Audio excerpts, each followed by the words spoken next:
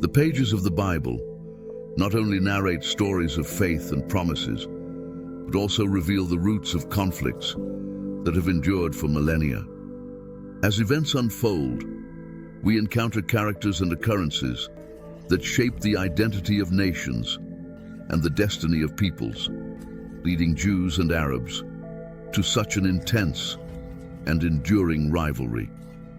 What are the hidden truths behind their intertwined stories that still resonate in our days? Why are these peoples always at war?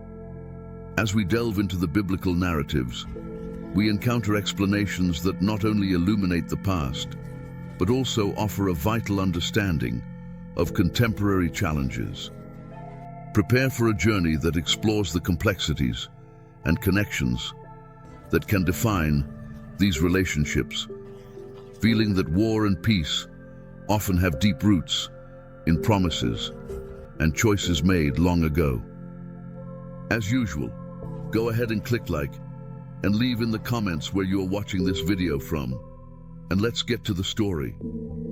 In the vast desert of ancient Mesopotamia, at a moment of profound revelation, God called Abraham an ordinary man and made him an extraordinary promise that would change the course of history. In Genesis 12:2, the Lord declared, "I will make you a great nation and bless you. I will make your name famous, and you will be a blessing." These words echoed as a divine commitment, a promise that would extend through generations and bring to light not only a lineage, but also an eternal covenant. Imagine Abraham, a man of faith, living in a context where fertility and offspring were synonymous with honor and legacy. He and his wife Sarah, both advanced in age, carried the emotional burden of years without children, a pain that hung over them like a constant shadow. The divine promise not only challenged them, but also awakened a burning expectation in their hearts. The expectation that, even in their old age, a numerous people would arise from their lineage. However, wait for the fulfillment of this promise was becoming a heavy burden. Sarah's barrenness, a distressing issue, began to erode the couple's patience and hope. As the years went by, each menstrual cycle without pregnancy became a reminder of the impossibility. Impatience began to infiltrate their lives. Sarah, in moments of despair and disillusionment, reflected on how the promise could be fulfilled, and these doubts led her to seek human solutions to a problem that seemed divine. The promise that God made to Abraham had become a distant light, hope that seemed increasingly unattainable. Amidst this anguish, Sarah began to ponder alternatives, reflecting on the cultural norms of her time, which allowed a woman to offer her servant as a concubine to her husband in the hope of ensuring a lineage. On a quiet afternoon, as the sun set on the horizon, Sarah made a proposal that would change the course of their lives. She approached Abraham with a mix of hesitation and determination and said, "Look, the Lord has prevented me from having children. Go to my servant, Hagar. Perhaps through her I may have a child." This suggestion, born out of desperation, seemed a practical solution in a world where social norms dictated that fertility was a matter of status and honor. In the nomadic culture in which they lived, procreation was essential for the survival and continuity of clans. Therefore, the practice of using servants to conceive children was not uncommon. It was a widely accepted and even expected strategy to secure the family inheritance. Hagar, the Egyptian servant, was available, and Sarah's proposal seemed not only a response to her frustration, but also a way to take a step forward in fulfilling the divine promise that hung over them. Abraham, for his part, accepted Sarah's suggestion, perhaps more out of love for her than a genuine desire to seek another path. Thus, In a moment that should have been filled with joy, the relationship between Sarah, Abraham, and Hagar began to complicate. Abraham and Sarah's decision, consequences that would echo through the generations. When Hagar conceived and her belly began to grow, the family dynamic changed drastically. Sarah, who had initially believed this would be a solution to her pain, now felt threatened by the new reality. The presence of Hagar, who was once just a servant, had become a constant reminder of her own inability to bear children. The relationship between the two women quickly deteriorated. The servant, now pregnant, looked at Sarah with a mix of disdain and superiority. As Sarah became consumed by jealousy and insecurity, this picture of tensions and rivalries exemplified how human intervention in divine plans, even if well-intentioned, could result in misunderstandings and divisions. Sarah, in a moment of despair and anger, began to mistreat Hagar, who, overwhelmed by the weight of the situation, decided to flee to the desert in search of relief and freedom. In this act of fleeing, Hagar not only distanced herself physically from Sarah, but also found herself in an internal struggle between her role as a mother and the oppression she endured.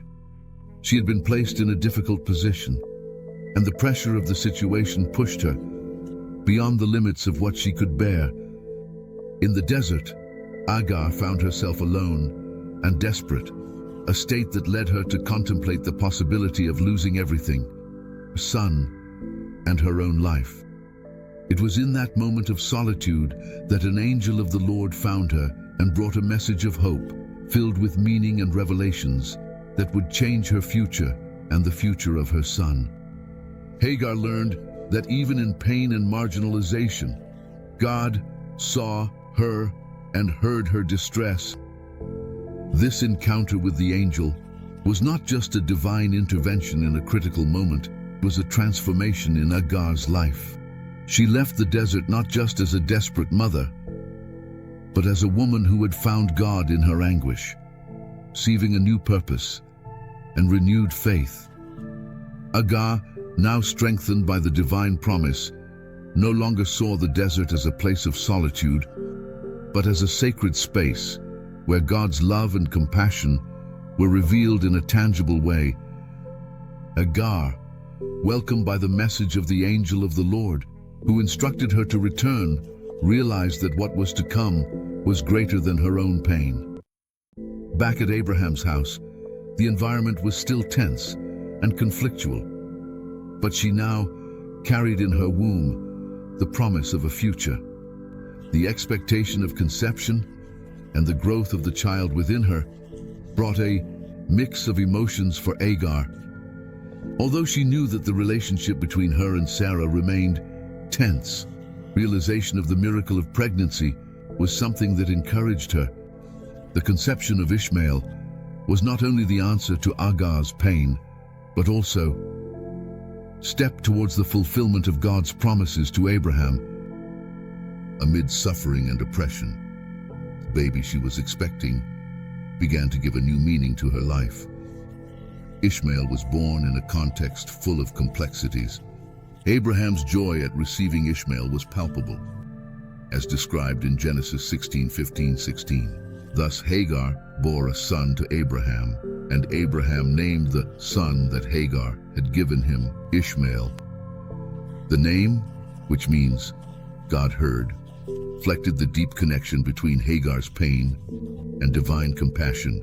However, this joy was overshadowed by the tension that existed between Hagar and Sarah. The presence of Ishmael, Hagar's son, began to make Abraham's wife feel increasingly threatened and insecure. Sarah, who had been the instigator of the idea for Abraham to take Hagar as a concubine, now found herself facing the consequences of her decision. The oppression that Hagar had faced before seemed to repeat itself, this time in the form of burning jealousy and growing hostility. Hagar, even now as a mother, faced the difficulties of living in a hostile environment. The relationship between the two women had become unsustainable. The oppression and disdain that Sarah directed at Hagar became an agonizing reality.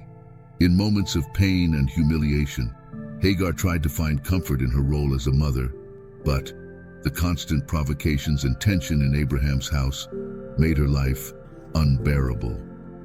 Ishmael, as a baby, was the symbol of the promise, but also the center of a rivalry that was far from resolved. Ishmael's childhood would not be peaceful.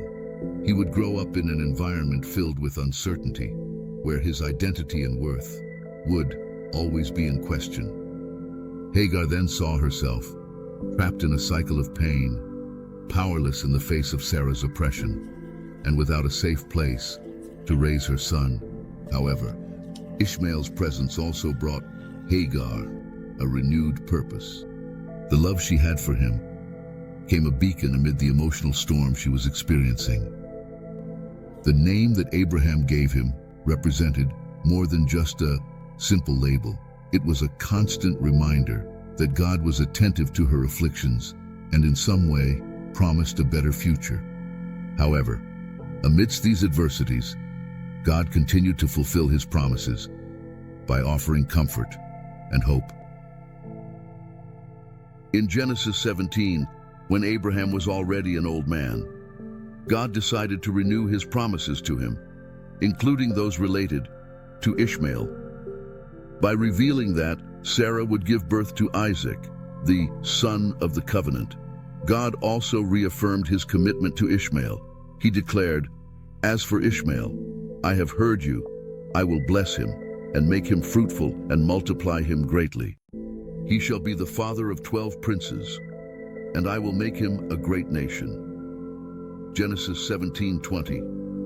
This promise not only gave Ishmael a significant identity, but also established a bright future, even in the shadow of the secondary position he held in relation to Isaac.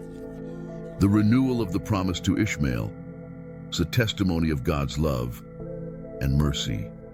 Although he was not the son of the main covenant, Ishmael was still important to God. The declaration that he would become the father of 12 princes and a great nation echoed the blessing that had been promised to Abraham. This inclusion of Ishmael in the divine narrative demonstrates that even in the most challenging and unexpected circumstances, God's goodness extends to all his children, regardless of their origin or status. Comparing the promise to Israel with that of Isaac, see an interesting contrast in the characteristics of the blessings. Isaac would be the son of the covenant, the one through whom God's promises to Abraham would be fulfilled in a more direct and specific way. He would carry the lineage through which nation of Israel would be formed. On the other hand, Israel was called to be the father of an equally significant nation, but he was not the primary heir of the covenant. This brings to light fundamental reality about divine promises. God can operate in different spheres and in various ways, and his promises can be fulfilled in diverse contexts. These promises, both that of Isaac and that of Ishmael, remind us that even amidst difficulties and uncertainties, God has a plan that can go beyond what we imagine. The lives of Ishmael and Isaac would become a reflection of God's faithfulness and his ability to work in situations that often seem impossible. While Isaac would become the spokesperson for God's promises to the nation of Israel, Ishmael would receive a great blessing that ensured his own significance in history. The birth of Isaac is one of the most significant moments in the biblical narrative, filled with emotions, expectation, and the fulfillment of God's promises. After years of waiting and longing, the story of Abraham and Sarah would finally culminate in the arrival of this promised son. Sarah, who had struggled with barrenness for decades, had finally received the transformative news.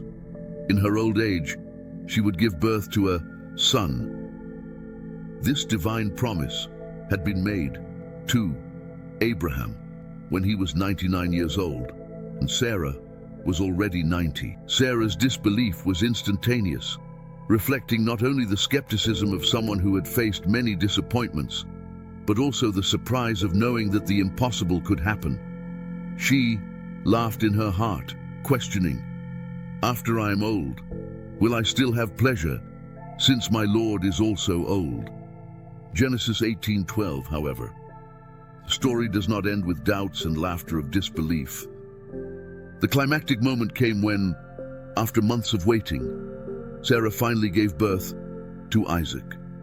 The birth was a festive event, a moment of indescribable joy that resonated in the tents of Abraham and Sarah. When the baby was born, what followed was an explosion of emotions. The fulfillment of a divine promise that seemed impossible, a sign of God's care and faithfulness. Sarah could not contain the joy that overflowed in her heart. She exclaimed, "God has made me laugh, and everyone who hears this will laugh with me." Genesis 21:6. Sarah's laughter was now different. It was a laughter of pure happiness, relief, and gratitude. The smile that was once of skepticism transformed into a smile of joy and celebration. The arrival of Isaac was not only the fulfillment of a promise, but also proof that God is faithful to his word, even when circumstances seem impossible. The name Isaac, which means laughter, symbolizes not only what happened to Sarah, but also the transformation that faith can bring. The laughter, which once reflected doubt, now became a symbol of joy and hope. The act of naming her son this way was a declaration that she not only recognized God's goodness, but also allowed herself to experience the depth of joy that faith can provide. The birth of Isaac not only reaffirmed God's covenant with Abraham, but also inaugurated a new era in the history of salvation. Through Isaac, God's promises would continue to unfold, forming the foundation of the nation of Israel, and subsequently, the entire history of redemption. As time went by, the family dynamics surrounding Abraham became increasingly complicated. Ishmael, now a young man, lived under the shadow of the rivalry and tensions that permeated his life and that of his half-brother, Isaac, the son of the promise. Both sons of Abraham, but the circumstances of their birth and the promises associated with each of them created a deep rift between them and their mothers. In Genesis 21 verses 9 to 10, the situation culminates in a moment of intense confrontation. Seeing that the son of Hagar the Egyptian was mocking her son Isaac, Sarah said to Abraham, "Cast out this servant and her son, for the son of this servant shall not be heir with my son Isaac." This demand from Sarah, although distressing, revealed the complexity of family relationships and the emotional pressures that the situation generated. The rivalry between the sons was not just a conflict of personalities, it was a reflection of social expectations, divine promises, and human weaknesses. Hagar, who until then had endured humiliation and contempt, found herself facing the prospect of losing everything again. Ishmael, for his part, faced the weight of the label of servant son and the implications brought for his identity.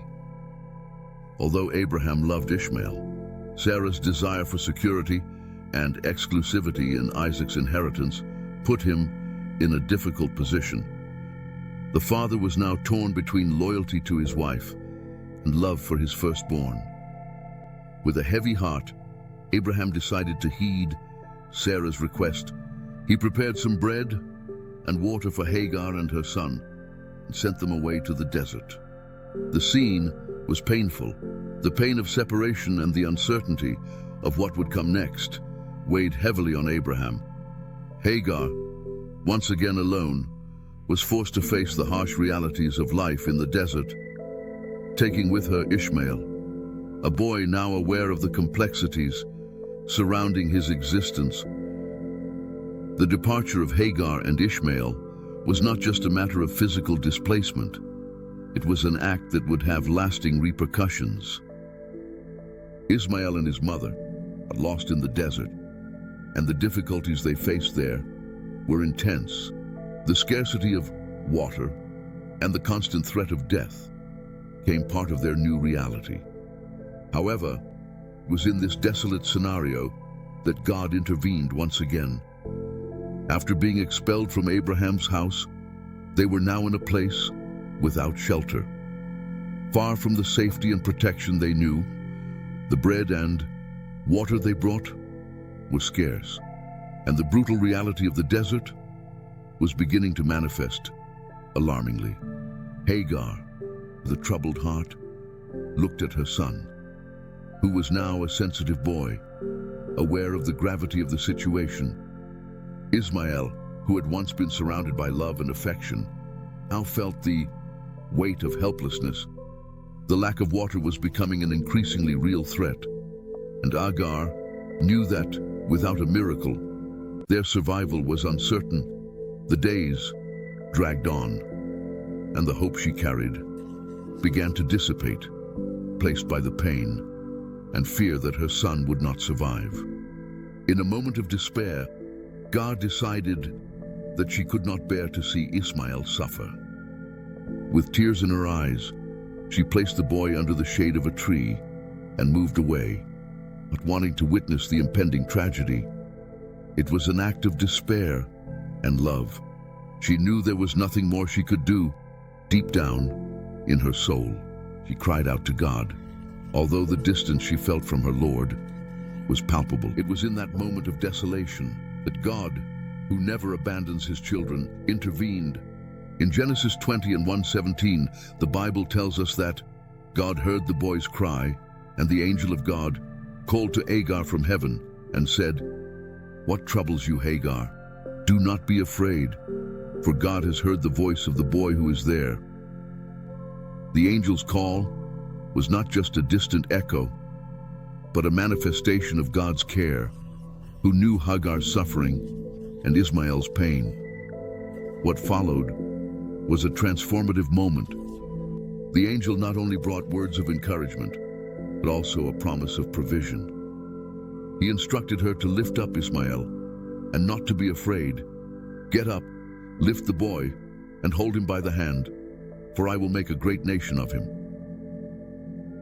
The words of the message were not just empty promises.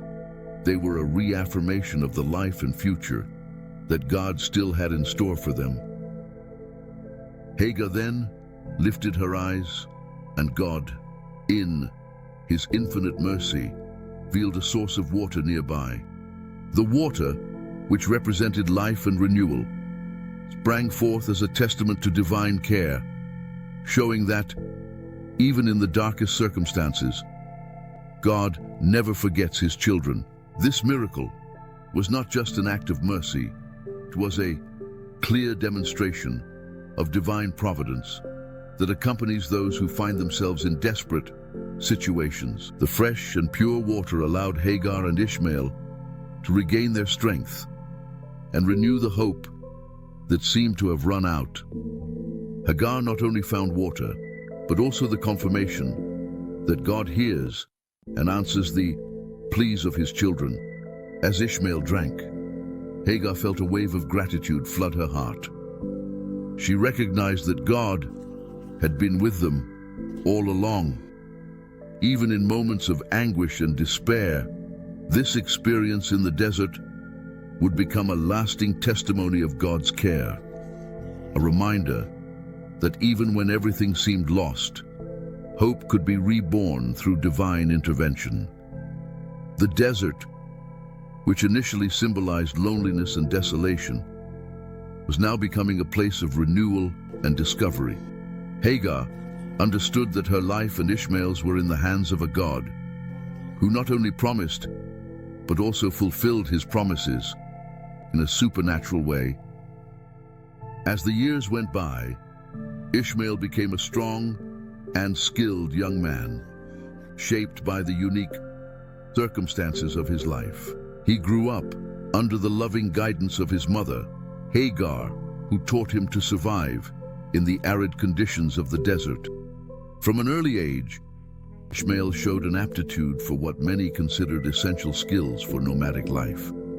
The desert was not just a home, it was a school, and Ishmael quickly learned to hunt and move skillfully across the arid terrain. Life in the desert required resilience and courage, qualities that Ishmael possessed in abundance. He became an exceptional archer. His skills with the bow and arrow stood out, allowing him to hunt effectively and provide food for himself and his mother. Genesis 21:21 highlights this important transition in his life. God was with a boy who grew up and lived in the desert and became an archer. This sentence encapsulates not only Ishmael's reality as a young hunter, but also God's ongoing care for him, who remained by the boy's side in his adventures and challenges. As Ishmael matured, Hagar began to think about her son's future. The loneliness and difficulty of living solely among the sands of the desert were evident, and Hagar wished for Ishmael to find a companion.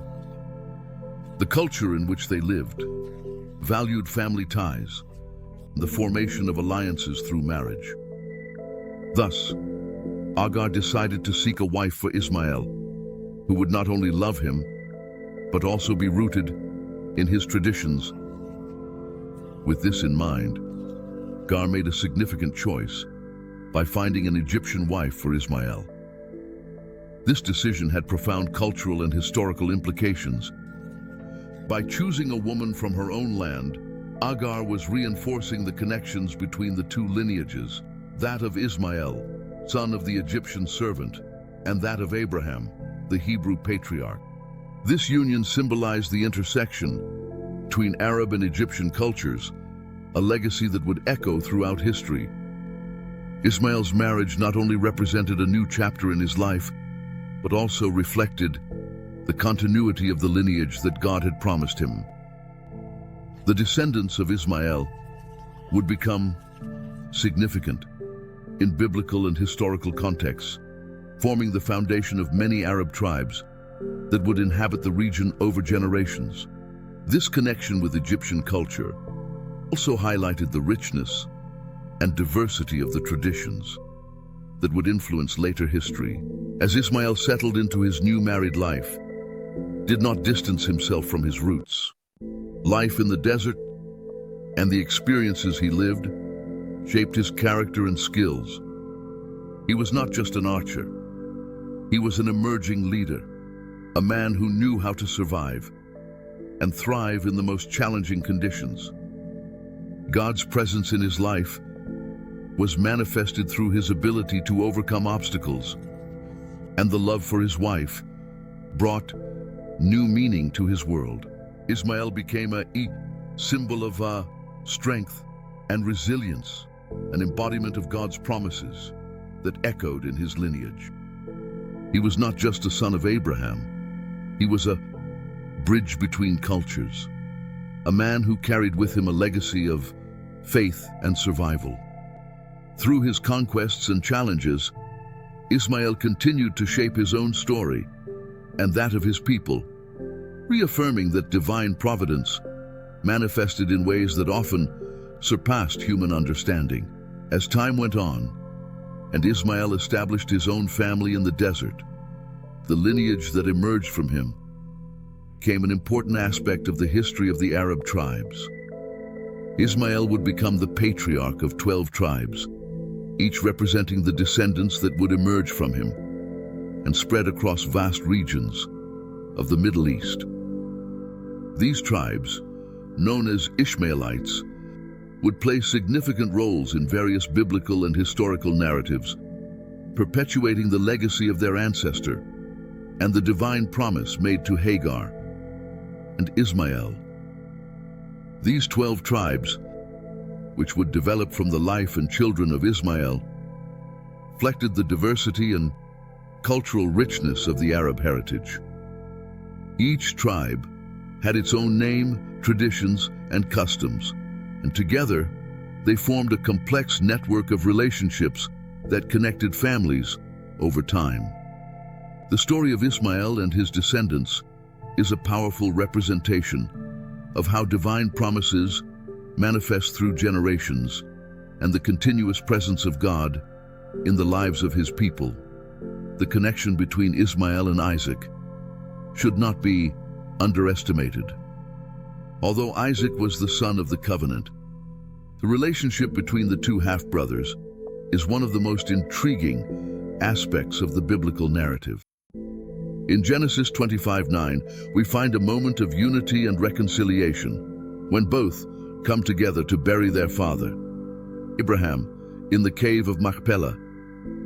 This act, besides being a filial duty, symbolizes the overcoming of rivalries and family tensions that had marked their lives since childhood. The burial of Abraham is a moment filled with meaning, as it represents not only the farewell to a beloved father, but also the continuity of the legacy he left behind. Ishmael and Isaac, although raised in different contexts, found common ground in this important event, recognizing that, despite their differences, they were part of the same heritage. This moment of unity suggests that, amidst disputes and rivalries, the bond of blood and family connection still holds undeniable power, allowing them to come together for a greater purpose. The importance of family relationships in the biblical narrative is a recurring theme. From the promises made to Abraham to the stories of his children and grandchildren, each generation is shaped by bonds of love, rivalry, conflict, and reconciliation. The narrative of Ishmael and Isaac illustrates that, even when division seems irreparable, circumstances can lead to moments of reconciliation and unity, highlighting God's sovereignty in guiding these relationships. As the descendants of Ishmael spread and established their tribes, the interactions between Ishmaelites and Israelites also became part of the historical lineage of the people of God. Through the centuries, the relationships between these lineages influenced political and social events in the region, reflecting the complexity of the heritage that both brothers represented. The relevance of Ishmael in biblical history is significant, as he is often mentioned as the progenitor of various Arab tribes, establishing a link between Jewish, Christian, and Islamic traditions. In the context of Christianity and Judaism, Ishmael is recognized as the son who represents what could be seen as the secondary line of Abraham's heritage, while Isaac became the main heir of the promises. However, God did not disregard Ishmael. On the contrary, he made specific promises to him and his descendants, ensuring that Ishmael would also be the father of a great nation. The Ishmaelites, descendants of Ishmael, would have a lasting impact on the history and traditions of the region. As the emerging Arab tribes, they became influential in various cultures and civilizations, playing vital roles in the narratives that shaped the Middle East. The Ishmaelite tribes are often associated with nomadism, strength, and resilience, and their traditions have intertwined with those of other cultures, creating a rich and diverse tapestry. In addition to their historical presence, Ishmael's legacy is reflected in the traditions that endure to this day. Arabs consider themselves descendants of Ishmael, and their history is a fundamental part of the cultural and religious identity that is still celebrated in contemporary Arab communities. The figure of Ishmael is recognized in Islam, where he is seen as a prophet and a symbol of faith. His willingness to submit to God's will and his ability to survive and prosper amidst adversity have made him an admirable example for many in Judaism and Islam.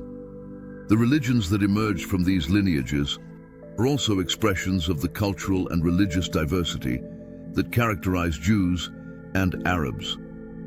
The Jewish religious foundation, centered on the Torah and the Mosaic laws, contrasts with the teachings of Islam, which are based on the Quran and the traditions of the Prophet Muhammad.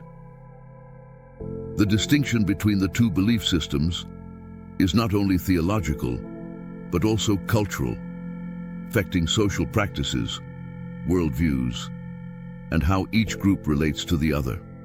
Over the centuries, tensions between Jews and Arabs have intensified, fueled by issues of identity and the struggle for land and power. The divine promises, which were initially meant to unite, became a battleground where the rights of one people were constantly measured against those of the other. The impact of modern conflicts, especially in the context of the State of Israel and Palestine, is a reflection of these historical tensions. The events surrounding the creation of the State of Israel in 1948, the subsequent Arab-Israeli wars, and the ongoing struggle for self-determination for the Palestinian people are all episodes that illustrate how the promises made to Isaac and Ishmael, along with their respective religious traditions, still shape contemporary dialogue. The conflicts between Jews and Arabs, although deeply rooted in a history of rivalries and promises, are not part of God's sovereign plan for humanity. Since the creation of the world, the Lord has established a purpose of love, peace, and reconciliation, desiring that all nations unite in harmony under His authority.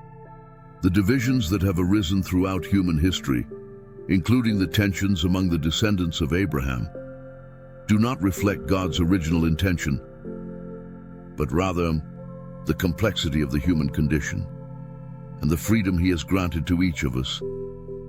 The Bible is a constant testimony of God's desire to restore and reconcile. In Genesis 12:3, God makes a promise to Abraham, "I will bless those who bless you, and I will curse those who curse you, and in you all the families of the earth shall be blessed." This statement not only affirms the divine blessing on the lineage of Abraham, but also emphasizes that God's purpose has always been to reach all nations. He is not limited to a single people or territory. His love transcends borders and tribes, encompassing all of humanity. Contemporary conflicts, therefore, feel the need to return to this fundamental principle of unity and love. Throughout biblical history, we find examples of how God worked amidst tensions and rivalries to fulfill His plans. Abraham himself, although the father of two lineages, experienced divisions within his own family. However, God made promises to both sons, showing that even in separations, His providence and care were present. It is a powerful reminder that, even amidst discord, God does not abandon His children, but continues to weave a tapestry of grace and hope. Jesus, in His message of love and reconciliation, urges us to love one another. In Matthew 5:44, He teaches us, "But I say to you, love your enemies, and pray for those who persecute you." This call to unity and love is a challenge to all of us, regardless of our ethnic or religious differences. The true essence of Christ's teaching lies in the ability to see beyond rivalries and recognize our shared humanity, an invitation to heal wounds and build bridges where there were once walls. Furthermore, the promise that one day all nations will gather under the lordship of God is a truth that should inspire hope. In Revelation 7 and 9, we find the vision of a glorious future. "After these things, I looked, and behold, a great multitude that no one could count, from every nation, tribe, people, and language, standing before the throne, and before the Lamb. This image of diversity united in worship to God illustrates the divine plan of reconciliation, where every voice, every culture, and every story has its place. Reflecting on these principles, we are challenged to seek peace and promote reconciliation in our own lives and communities. Each of us has the power to act as agents of change, practicing love, compassion, and forgiveness. In Romans 12:18, the Bible exhorts us, if possible, as far as it depends on you, to be at peace with all men. This instruction reminds us that peace is a collective responsibility, and it is up to us to seek this harmony, even in a world marked by divisions. Finally, as we look to the future, we must remember that, although conflicts may persist, God's plan is greater than any human division. He is a God of hope and restoration, who desires to see his creation united in love. The promises made to Abraham, Isaac, and Ishmael are not just stories from the past. They speak to us about God's faithfulness and his ongoing commitment to guide us towards peace. May we be inspired by these truths and strive to be bearers of light in a world that so desperately needs healing and reconciliation, that through prayer, mutual understanding, and loving action, we may contribute to the fulfillment of the divine plan of unity, where all nations come together in worship of the Creator. If you enjoyed this video and these reflections, don't forget to like it, subscribe to the channel, and click on one of the videos that will appear on your screen. They will bring more powerful teachings and biblical revelations that I am sure you will love. Thank you for watching. Hugs, and stay with God.